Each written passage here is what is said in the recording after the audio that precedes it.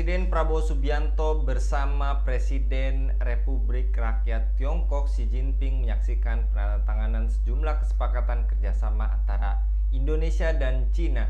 Ada 7 kerjasama yang ditandatangani. Dikutip Biro Sekretariat Presiden pada hari Sabtu 9 November 2024, prosesi penandatanganan kerjasama itu digelar di salah satu ruangan di Great Hall of the People, Beijing, China. Penandatanganan kerjasama dilakukan oleh masing-masing menteri terkait baik dari Indonesia maupun Cina. Apakah kerjasama Prabowo dan Cina bukti Indonesia tunduk pada dominasi ekonomi Beijing? Apakah kesepakatan Prabowo dan Xi Jinping mengancam kedaulatan Indonesia di Laut Natuna? Dan apakah itu kerjasama atau penjajahan ekonomi? Untuk membahasnya kami terhubung dengan pengamat hubungan internasional dari Geopolitical Institute, Bung Hasbi Azwar. Kita sapa terlebih dahulu. Assalamualaikum warahmatullahi wabarakatuh, Bung Hasbi. Assalamualaikum warahmatullahi wabarakatuh, Bung Anggi. Baik Bung, terkait yang juga bisa kita simak bersama Presiden Indonesia melakukan lawatan ke luar negeri, dan yang kali ini kita bahas terkait kunjungan luar negeri ke negeri tirai bambu bersama juga dengan sejumlah pengusaha besar dari Indonesia. Menurut Anda, Bung Hasbi, kenapa konglomerat diajak Prabowo dalam kunjungan ke Cina? Apa dampaknya bagi Indonesia, Bung? Ya, baik, Bung Anggi. Bismillahirrahmanirrahim. Eh, setiap saya melihat ya, setiap kalau kita lihat misalnya dalam setiap pemilihan presiden di berbagai negara, ketika ada presiden yang baru terpilih, itu biasanya salah satu hal yang mereka lakukan adalah kunjungan-kunjungan simbolis ya ke negara-negara yang eh, negara-negara yang dianggap penting atau strategis bagi si pemimpin baru tersebut gitu. Dan kalau kita lihat Prabowo itu kan mengunjungi beberapa negara dan itu sebenarnya menjadi apa ya, mengekspresikan, memberikan pesan kepada kita, memberikan gambaran kepada kita bagaimana sikap politik luar negeri Prabowo gitu ya. Kalau biasanya ada pertanyaan, ini setelah Prabowo menjadi presiden Indonesia, apakah ada perbedaan atau ada persamaan dengan pendahulu-pendahulunya? Dan dari kunjungan-kunjungan yang terjadi itu bisa dilihat siapa-siapa yang dikunjungi, negara-negara apa saja yang dikunjungi, itu bisa menjadi gambaran sebenarnya secara sederhana bagaimana sikap politik luar negeri presiden yang sedang terpilih. Nah, kalau kita melihat beberapa negara yang dikunjungi, tentunya negara-negara yang selama ini menjadi mitra ya, mitra penting Indonesia, termasuk Cina, Amerika Serikat, Inggris juga di situ ya, gitu.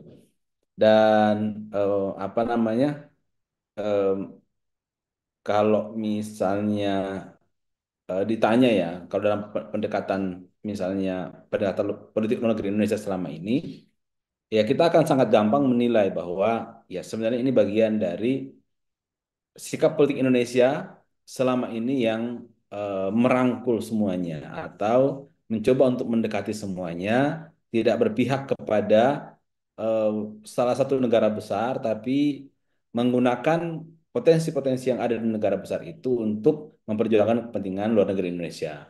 Nah, itu yang disebut sebagai politik luar negeri bebas aktif, bebas bekerja sama dengan siapa saja, bebas berinteraksi dengan siapa saja, tapi di sisi yang lain aktif untuk menjaga perdamaian dunia gitu. Jadi, nah dari sini bisa terlihat nih setelah dari kunjungan-kunjungan Prabowo misalnya ke Cina, misalnya ke Amerika Serikat, ya, termasuk saya kira juga em, dengan Rusia misalnya, maka ini memberikan gambaran bahwa Prabowo itu tetap melanjutkan politik Indonesia yang bebas aktif, tidak terikat dan tidak condong eh, ke satu kubu tertentu saja gitu. Apalagi sekarang kita melihat ya ada kubu Cina, Rusia, kemudian ada kubu Amerika Serikat dan sekutunya.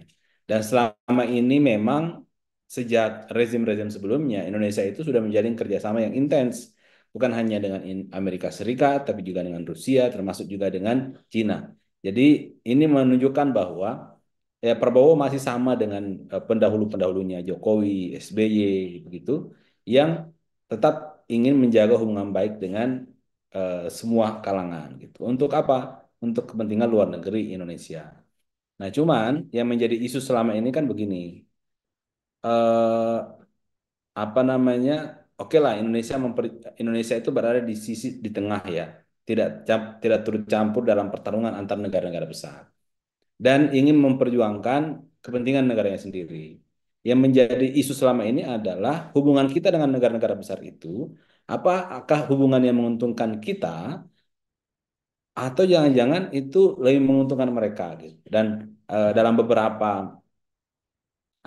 beberapa argumentasi kritis misalnya dalam beberapa eh, fakta-fakta yang kita lihat, kita mendapatkan untung iya, tapi sebenarnya yang lebih untung dari hubungan antara kita dan negara-negara besar itu adalah negara-negara besar sendiri gitu. Misalnya kita dengan Cina melakukan investasi dengan berbagai macam hal ya, sampai berita yang terakhir soal nikel misalnya, 90% eh, nikel, pertambangan nikel di Indonesia itu ternyata pemilik sahamnya adalah Cina. Dan untungnya luar biasa, sekitar 500 triliun. Artinya, mayoritas keuntungan dari tambang nikel itu ternyata tidak masuk ke kas negara, tapi ke perusahaan-perusahaan Cina gitu. Mungkin kita dapat untung dari kerjasama dengan mereka, pasti dapat untung. Misalnya, ya ada serapan tenaga kerja misalnya, tapi keuntungan yang mereka dapat itu lebih besar daripada keuntungan yang kita dapat. Sama dengan kita bekerja sama dengan Amerika Serikat, gitu kan? Kita pasti akan mendapatkan keuntungan, tapi keuntungan yang mereka dapat lebih besar daripada kita. Gitu. Dan karena keuntungan yang mereka dapat lebih besar dari kita, sehingga saya kira akhirnya itu tidak bisa membuat kita misalnya lepas dari ketergantungan terhadap utang. Kita bisa membiayai layanan-layanan sosial pendidikan di tengah-tengah masyarakat dengan maksimal begitu. Karena berbagai sumber-sumber ekonomi yang kita punya, yang kita jadikan sebagai objek kerjasama dengan negara lain, itu tidak membuat kita lebih untung gitu. Nah, ini menurut saya menjadi isu utama ya. Walaupun secara prinsip ya kita bebas aktif. Tapi kalau dalam segi hitung-hitungan lebih untung siapa? Lebih untung negara-negara besar seperti Cina dan Amerika Serikat. Nah gitu Bung Andi. Bung Hasbidan, apakah artinya kerjasama antara Prabowo dengan Xi Jinping indikasi Indonesia akan tunduk pada dominasi ekonomi Beijing di tengah sorotan kedaulatan Indonesia di Laut Natuna, Bung? Ya, kalau bicara mengenai apa eh, tunduk dan tidak tunduk ya, ini mungkin em, bahasa yang sangat propagandis ya, Bung Anggi ya. Tapi kalau kita misalnya menghitung investasi terbesar di Indonesia ya, sebenarnya Cina tidak masuk dalam bukan masuk dalam jajaran nomor satu ya gitu. Nomor satu itu selama ini adalah Singapura, Cina itu nomor dua gitu. Kadang-kadang gantian dengan Jepang ya. Masuk di sana juga ada Amerika Serikat, ada Korea Selatan yang menjadi investor terbesar gitu di Indonesia. Tapi em, kita juga tidak, memang saya setuju bahwa ini tidak hanya dilihat dalam aspek ekonomi saja gitu. Bahwa ini bukan hubungan yang sifatnya sangat hanya untung rugi secara ekonomi, tapi ya namanya hubungan antar negara itu ekonomi bisa menjadi alat politik dari sebuah negara untuk memperjuangkan kepentingannya atau untuk menjaga kepentingan politiknya di negara tertentu. Nah, apalagi Indonesia itu punya masalah dengan Cina dalam konteks Laut Cina Selatan ya. Masalahnya, walaupun Indonesia tidak masuk sebagai negara yang bersengketa langsung dengan Cina, tapi Cina juga sering mengklaim gitu bahwa batas wilayah Laut Cina Selatan yang diklaim dalam petanya Cina itu termasuk juga Laut Natuna Utara.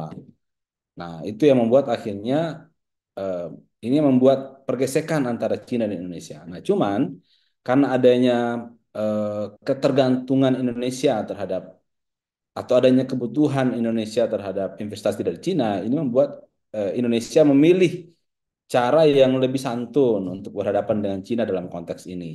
Nah, gitu Mu Anggi. Dan saya kira dengan kata lain ini membuat Indonesia lebih lemah secara politik dari daripada Cina gitu. Dengan adanya isu ketergantungan Cina terhadap investasi-investasi eh, apa investasi-investasi dari Cina gitu ke Indonesia. Nah, saya kira sedikit banyak pasti akan terpengaruh ya. Em, karena ini sudah menjadi apa ya? Begitupun juga dengan Amerika Serikat misalnya gitu. Kita setahun ini bicara tentang Gaza, ya. Bahkan puluhan tahun yang lalu kita sudah bicara tentang Gaza. Tapi apa yang membuat kita tidak bisa memperluas kecaman kita bukan hanya kepada Israel tapi juga kepada Amerika karena ya kita punya ketergantungan secara ekonomi, teknologi dengan Amerika Serikat. Itu yang membuat saya kira Indonesia tidak berani membatasi kecaman-kecaman dan suara-suara kritisnya, tidak berani memperluas bukan hanya ke Israel tapi juga ke Amerika Serikat. Kenapa? Karena persoalan ketergantungan secara ekonomi, industri, teknologi, investasi kepada Amerika Serikat gitu. Nah, saya kira ini membuktikan bahwa persoalan ekonomi itu bisa membuat politik sebuah negara lebih lemah atau menjadi lemah di hadapan negara-negara yang lain. Dan menurut Anda, Bung Hasbi, apakah kepentingan tersembunyi di balik kesepakatan Prabowo dengan Xi Jinping ini, Bung? Ya, yang jelas eh, salah satunya adalah Laut Cina Selatan itu kan wilayah strategis buat Cina ya. Jadi dengan mendekati Indonesia, maka Cina itu punya peluang untuk punya peluang untuk selalu menjaga supaya Laut Cina Selatan itu aman dan stabil. Itu satu sisi ya. Dan ditambah lagi Indonesia itu bukan hanya punya Laut Cina, bukan hanya apa memiliki perbatasan dengan ini apa berbatasan dengan jalur perdagangan menuju Laut Cina Selatan, Selat Malaka, tapi juga Indonesia juga memiliki misalnya selat beberapa selat ya, karena kita negara kepulauan dan itu bisa menjadi alternatif untuk perdagangan internasional gitu. Nah, itu dari sisi jalur jalur perdagangan begitu. Nah, di sisi yang lain Indonesia adalah pasar besar Bung Anggi ya. Dengan jumlah 270 juta orang, penduduk Indonesia itu sangat luar biasa sekali menjadi pasar bagi produk-produk dari Cina. Dan kita bisa melihat ya, ada banyak sekali. Kalau kita buka misalnya di toko-toko online begitu, itu ada banyak sekali barang-barang yang diperjualbelikan dari Cina ya, termasuk barang-barang kebutuhan rumah tangga yang sangat sederhana sampai barang-barang elektronik sampai motor gitu. Nah, Indonesia adalah pasar yang sangat besar, Bung Anggi. Kemudian eh, apalagi Indonesia juga adalah memiliki berbagai potensi sumber daya alam yang sangat luar biasa yang dibutuhkan oleh industri saat ini. Ya, kemudian kita punya gas yang saya kira dari dulu sejak era SBY itu sudah diekspor ke Cina dengan jumlah yang sangat banyak. Batu bara juga sama. Termasuk juga nikel ya yang sekarang menjadi isu yang lagi naik daun untuk keperluan motor listrik misalnya gitu. Jadi Indonesia itu surga sebenarnya bagi Cina ya. Yang membuat Cina akhirnya eh, sangat tertarik dengan Indonesia dalam banyak hal, Bung Anggi. Nah, ini masalahnya adalah ketika Indonesia eh, hanya selalu menjadi objek buat Cina, maka itu Indonesia tidak akan bisa bangkit gitu.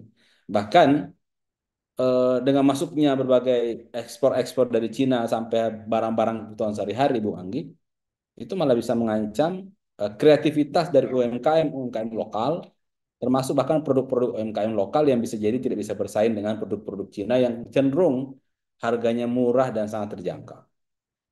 Nah, ini berarti kerugian besar terhadap perekonomian kita dan sumber-sumber eh, mata pencaharian buat masyarakat Indonesia. Baik, jazakallah Bung Hasbi untuk pemaparannya pada kabar petang kali ini. Mudah-mudahan ini menjadi pengingat bagi kita bersama. Tadi yang disampaikan Bung Hasbi, jangan sampai Indonesia menjadi objek dan banyak merugikan masyarakat pada umumnya. Jazakallah sekali lagi Bung Hasbi, mudah-mudahan Bung Hasbi senantiasa dilindungi oleh Allah Subhanahu wa taala dalam setiap aktivitasnya. Demikian pemirsa Ilhava News, dukung dengan subscribe, share, dan like. Semoga menjadi kebaikan bagi kita semua di dunia dan di akhirat. Saya Anggi Suara undur diri. Assalamualaikum warahmatullahi wabarakatuh.